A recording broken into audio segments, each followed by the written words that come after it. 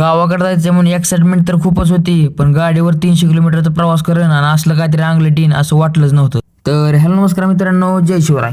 सकाळचे वाजले 5:30 आणि गार मारण्याचं लागत होतं, पण विषय काय नव्हता, गावाकडचं जायचं होतं.